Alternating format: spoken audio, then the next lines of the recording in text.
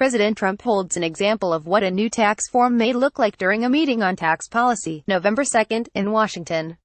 VucciAssociated Press. While President Trump was on an extended trip through Asia, Republicans on Capitol Hill were pushing forward on his top legislative priority, overhauling the nation's tax code to reduce the burden on corporations and some American households. On Tuesday, the Senate proposal was expanded to include a repeal of the individual mandate that's part of the Affordable Care Act, better known as Obamacare. The effect was to create a sort of policy Frankenstein, actually, a policy Frankenstein's monster that combines two of the party's biggest priorities. It's an iffy move, given the deep unpopularity of the healthcare proposals the Republicans were proposing. But then, two new polls show the Republican tax proposal isn't that popular, either, even before healthcare reform was jammed inside of it. The Kaiser Family Foundation asked Americans what Congress and the president should focus on.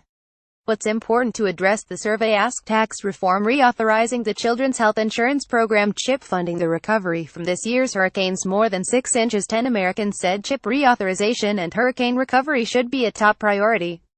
Only 28% said reforming the tax code should be. Nearly as many Americans, 24%, said tax reform shouldn't happen at all, as said it should be a top priority, 28%. It was mostly Republicans who said it should be a top priority. Republicans were about as likely to say tax reform was a top priority as they were to say repealing Obamacare or hurricane recovery were. Kaiser Family Foundation also asked about repealing the individual mandate. A majority supported the idea, until they learned what a repeal would mean. When they were informed repeal would increase premiums for those who buy their own insurance, 60% opposed the idea. Quinnipiac University asked Americans about the Republican proposal more specifically, as well as a host of questions about the economy. More than half of Americans think the economy is doing well, responding it was excellent or good, with Republicans more likely to offer a positive rating. Interestingly, Democrats were much more likely to say their own economic situation was excellent or good than they were to say the national economy was in the same position.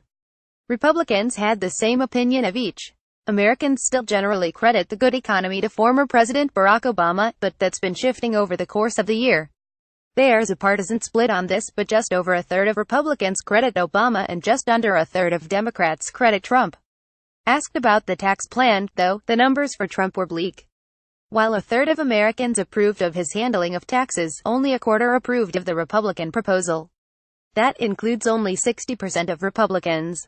Why? Well, Americans generally think the proposal will either not affect them much or increase their taxes. Even a majority of Republicans don't think they'll get a tax cut. Instead, most Americans think the positive effects will be felt by the wealthy. That benefit to the wealthy, most Americans believe, will come at the expense of the middle class.